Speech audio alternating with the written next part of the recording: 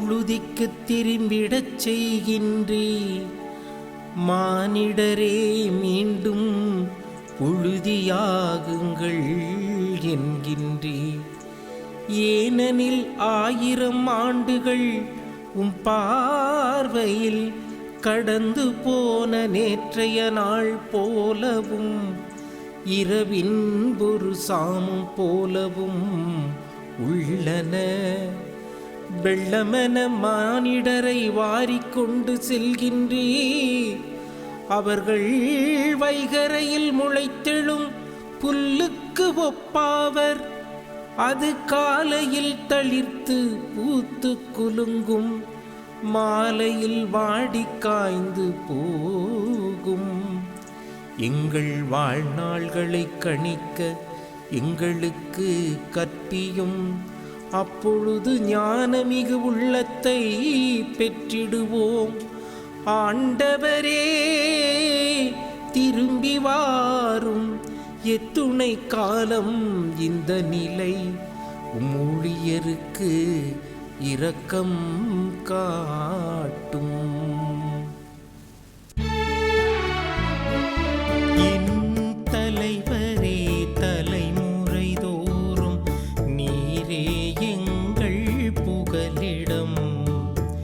என் தலைவரே தலைமுறை தோறும் நீரே எங்கள் புகலிடம்.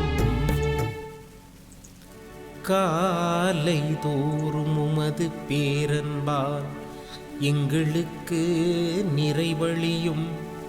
அப்பொழுது வாழ்நாளெல்லாம் நாங்கள் களி கூர்ந்து மகிழ்வோம். எம் கடவுளாம் தலைவரின் இன்னருள் எம்மீது தங்குவதாக.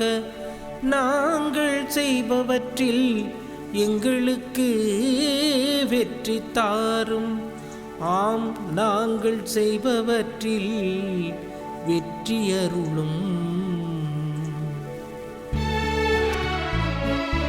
என் தலைவரே தலைமுறை தோறும் நீரே எங்கள் புகலிடம்.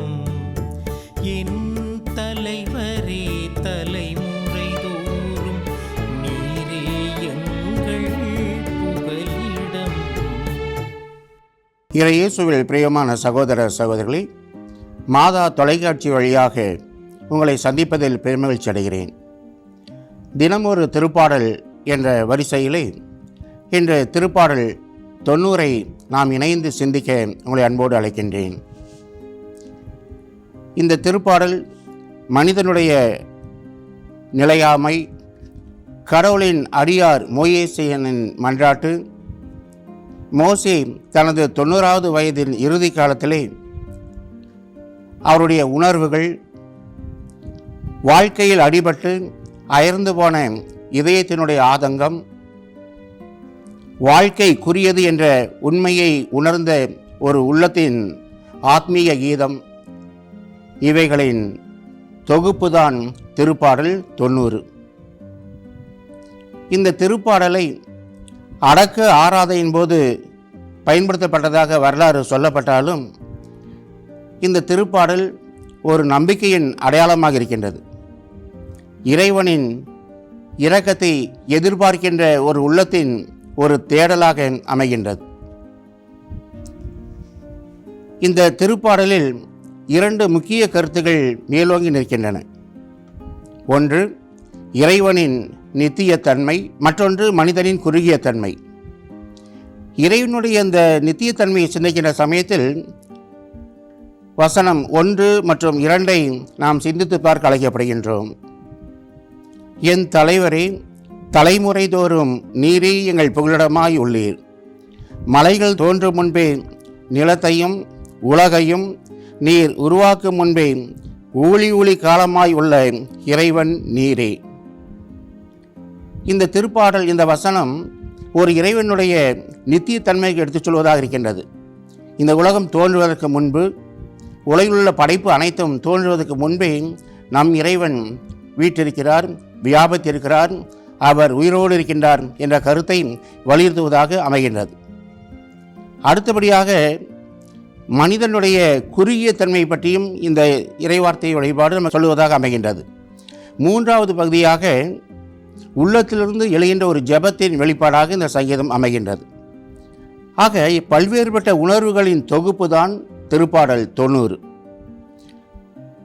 முதலில் இறைவனுடைய நித்தியத்தன்மையை பற்றி முதல் 2 வசனங்களை நாம் சிந்திக்கின்ற சமயத்தில் நாம் நம்புகின்ற கடவுளின் தன்மை என்ன என்பதை உணர வேண்டும். நாம் எங்கோ இருக்கின்ற கடவுளை நம்பவில்லை, அல்லது உயிரோடு இருக்கின்றார் என்று சொல்லப்படுகின்ற கடவுளை நம்பவில்லை. மாறாக நாம் நம்புகின்ற கடவுள் உயிருள்ளவர், உயிரோடு இருக்கின்றவர். நாம் தோன்றுவதற்கு முன்பே உயிரோடு இருக்கிறார் என்ற ஒரு எண்ணத்தை உருவாக்குகின்ற ஒரு செய்தியாக, ஒரு சங்கீதமாக அது அமைந்திருக்கின்றது. ஆக இந்த சங்கீத ஆசிரியர் அடிப்படையிலே கடவுளுடைய தன்மையை, அவருடைய நித்திய தன்மையை மிக தெளிவாக முதல் 2 வசனங்களிலேயே நமக்கு எடுத்துச் சொல்கின்றார். அடுத்தபடியாக மனிதனுடைய குறுகிய தன்மையை 3 முதல் 10 வரையுள்ள இறை வசனங்களில் தெளிவாக சொல்லப்பட்டிருக்கின்றது. மனிதரை புழுதிக்கு திரும்பிட செய்கின்றீர், மானிடரை மீண்டும் புழுதியாகுங்கள் என்கிறீர். ஏனெனில் 1000 ஆண்டுகள் கடந்து போன நேற்றைய நாள் போலவும் இரவின் ஒரு சாமம் போலவும் உம் பார்வையில் உள்ளன என்ற வசனங்கள் மனிதனுடைய மிக மிக குறுகிய தன்மையை எடுத்துச் சொல்வதாக அமைகின்றது. இந்த திருப்பாடல் மற்றுமாக 2 உண்மைகளை எடுத்துச் சொல்வதாக அமைகின்றது. அந்த 2 உண்மைகளும் இன்றும் நேற்றும் என்றும் மாறாத்தன்மை கொண்ட உண்மையாக இருக்கின்றன. முதல் உண்மை என்ன என்று சொன்னால், கடவுள் மாறவில்லை என்ற ஒரு உண்மை. கடவுள் மாறவில்லை. உலகம் தோன்றுவதற்கு முன்பே இருந்த கடவுள் இன்றும் இருக்கின்றார், இனியும் இருப்பார் என்ற ஒரு நம்பிக்கை கொண்ட ஒரு சங்கீதமாக, ஒரு திருப்பாடலாக அமைகின்றது. கடவுள் மாறவில்லை என்று சொன்னால் அவருடைய தெய்வீக தன்மையில் அவர் மாறவில்லை. முதலில் மனிதனை படைத்து பிறகு அவன் மூலமாக ஒரு பெரிய இனத்தை தேர்ந்தெடுத்து அந்த இனத்தோடு உடன்படிக்கை செய்த கடவுள், மோசேயை வழிநடத்துவதற்காக தேர்ந்தெடுத்த கடவுள், மோசேக்கு செவிமடுத்த அந்த இறைவன் எல்லா தலைமுறைகளுக்கும் எல்லா உடன்படிக்கையின் தேவனாக, தன் உடன்படிக்கையை என்றுமே மீறாத ஒரு கடவுளாக, தன் உறவில் மாறாத ஒரு கடவுளாக இருக்கின்றார் என்ற ஒரு முதல் உண்மையை நமக்கு எடுத்துச் சொல்கின்றது. ஆக முதல் உண்மை, கடவுள் மாறவில்லை. தனது தெய்வீக தன்மையிலும் தனது அன்பு உறவிலும் என்றும் மாறவில்லை என்பது முதல் கருத்து. இரண்டாவது கருத்து, நமது மனிதத்தன்மையிலும் நாம் மாறவில்லை என்பது இரண்டாவது கருத்தாக அமைகின்றது. எவ்வாறு அந்த சங்கீதாசிரியர் தாவீது தான் ஆற்றல் முழுவதுமே கடவுளிடமிருந்து தான் பெற்றது என்பதை உணர்ந்து கொண்டவர், கடவுளுடைய ஆற்றல் தேவை என்று அவருடைய இரக்கத்தை தேடி நிற்கின்ற ஒரு நிலையிலே நாம் இந்த சங்கீதத்தை பார்க்கின்றோம். ஆக அப்படிப்பட்ட ஒரு சார்புத்தன்மை நமக்கு வேண்டும். இந்த உலகத்திலே வாழ்கின்ற பொழுது நம்மிடம் ஆற்றல் இருக்கலாம், ஆஸ்தி இருக்கலாம், பொருள் இருக்கலாம், அதிகாரம் இருக்கலாம். ஆனால் இவை அனைத்தும் கடவுள்கிட்ட பிரிந்து அவை அனைத்துமே குப்பை என நாம் எப்பொழுது கருதி கடவுளையே நாம் தேடுகின்ற மனிதர்களாக, கடவுளுடைய ஆற்றலை மட்டும் நம்பிய மனிதர்களாக வாழ்கின்ற பொழுதுதான் வாழ்க்கை அழகு பெறுகின்றது, வாழ்க்கை அர்த்தம் பெறுகின்றது.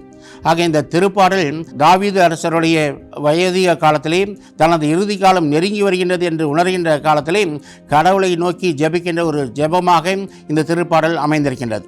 நாமும் நம்முடைய இந்த அன்றாட வாழ்க்கையிலே கடவுள் நம்மை படைத்த கடவுளாக இருக்கின்றார், நாம் அவருடைய படைப்பாக இருக்கின்றோம்.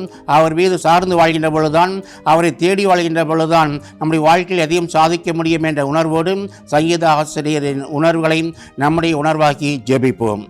கண்களை மூடி ஜெபிப்போம்.